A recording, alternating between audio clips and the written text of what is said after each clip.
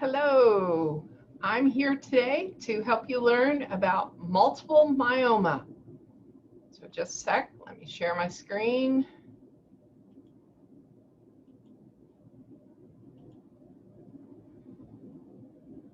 So multiple myeloma, we have to really pay attention when we're dealing with this one. So let's go to pathophysiology. The pathophysiology for multiple myeloma is it's the malicious or malignant growth, rapid growth of plasma cells within the bone.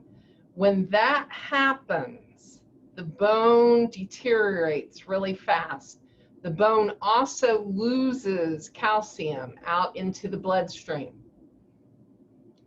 So labs that are going to be affected because of this are calcium and uric acid are the two biggies.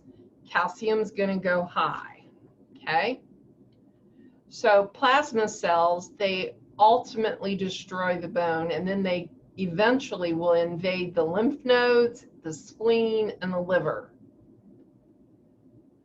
So because these abnormal cells produce an abnormal antibody, we actually have a protein or Bence-Jones protein that we can find in the blood and the urine of patients that have multiple myeloma, okay? So that would be a lab that you would use to confirm the diagnosis of multiple myeloma.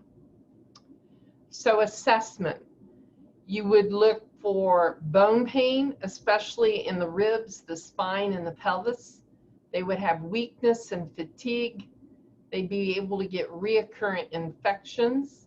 They would have osteoporosis, or that would be the bone loss and development of the pathological fractures. Thrombocytopenia and leukopenia are the other two things that are affected, as well as elevated calcium and uric acid levels. They are at risk for kidney failure because of all of this being filtered through the kidneys, the calcium and the uric acid. The spinal cord compression and paraplegia is a very prominent thing that can happen. And then when they do the bone marrow aspiration, they will see those abnormal number of immature plasma cells. So priority, and I put this in red, hoping that you would see it, hoping that you would hear it. The priority of the nurse with these patients is those pathological fractures. We work to stop them from happening. Okay, so what do we do for these patients? We administer the chemotherapy as ordered. We provide supportive care to control the symptoms and prevent the complications. And the complications would be those pathological fractures, the hypercalcemia, the kidney failure, and the infections that come along with it. I would maintain neutropenic and bleeding precautions on these patients. I would encourage them to drink at least 2 liters of fluids per day. Now remember, with hypercalcemia, we are pushing fluids and giving diuretics to help pull that calcium out. And so that's the reason why you need them to drink those fluids. You need to flush that out. Otherwise, they're going to go into that kidney failure. I need to encourage ambulation to push the calcium back into the bones. I need to administer the IV fluids and the diuretics, which I already mentioned.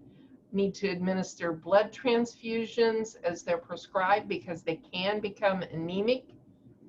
I'm going to administer pain meds as they're ordered, give antibiotics as ordered, prepare them for radiation therapy if it's ordered.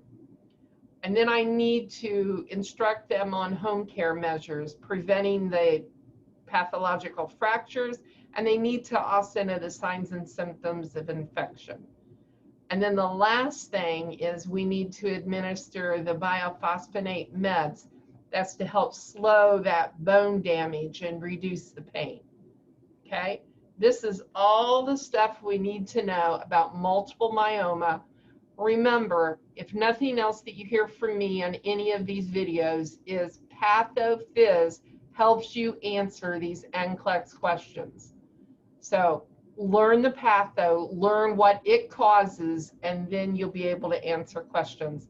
I hope I've helped you today. See you next time. Bye-bye.